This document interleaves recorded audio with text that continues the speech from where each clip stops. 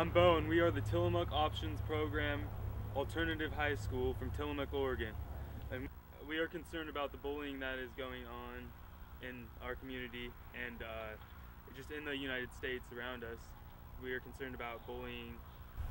Hi, I'm Marcus Pedersen, and we're here for the reference of Amanda Todd video. And I'm just here to let you know that bullying is not okay in any way, in any shape or form. You know, she's dead now, so there's really no point in mocking her anymore because you all know that's not right. People die every day from this kind of stuff, and just to let you know that it ain't right. I'm Tyler.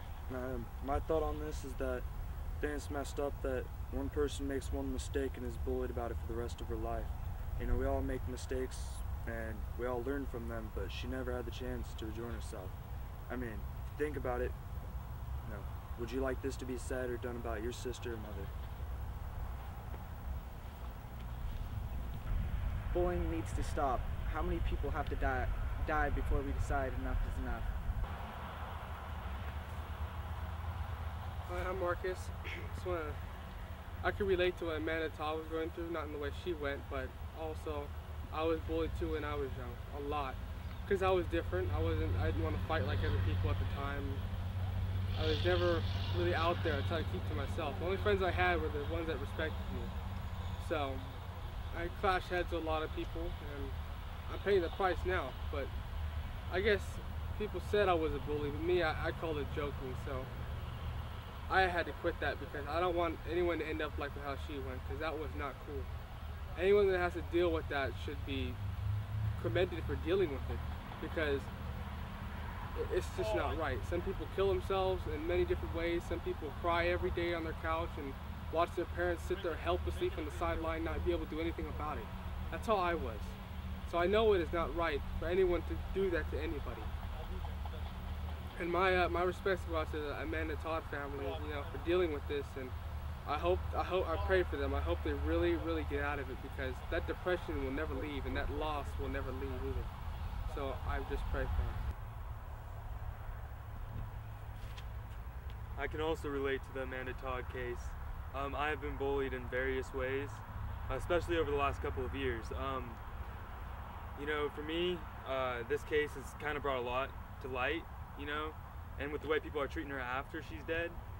For me, it all started back in, you know, December of 2010. You know, my dad did some not okay things to me, and he told me during that break that he would get away with it, and he kind of bullied me and, you know, pushed me around in that whole situation.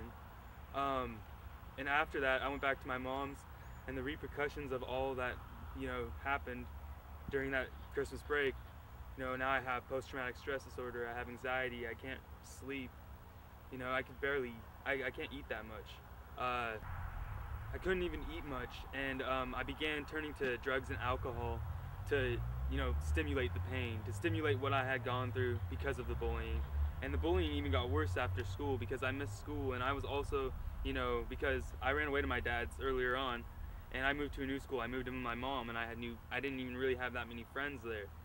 So it made it worse when I started missing school, and I started turning to the drugs, and I started turning to the alcohol, and I also started chewing, you know, which isn't really healthy for anyone.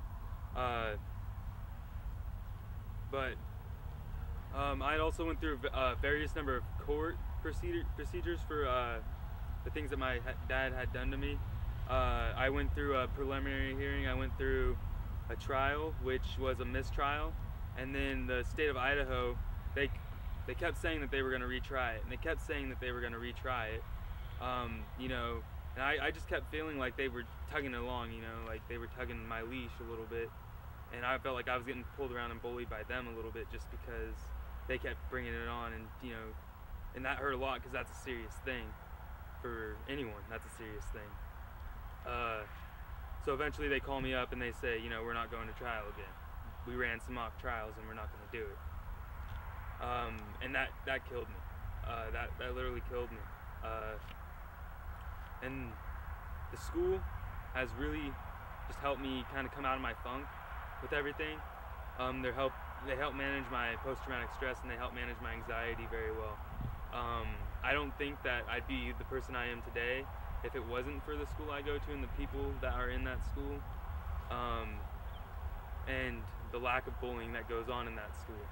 And just the support is crazy phenomenal. And recently, I finally got to go back for a parole hearing, which we won finally, and I finally felt like I wasn't pushed around anymore. He got his parole revoked for 2 years, and that's really been the turning point for me. Like, not feeling more as a bully, being able to step in for bullying. And that's why this Amanda Todd case is so important, because if I couldn't imagine what would happen to me if I would have died and people would have been saying this kind of stuff. I couldn't imagine what my family would be going through. And that's a big deal, and it's very hurtful. And I believe that it's very disrespectful. It's like spitting on someone's grave. When people are hurting, they don't need to be bullied.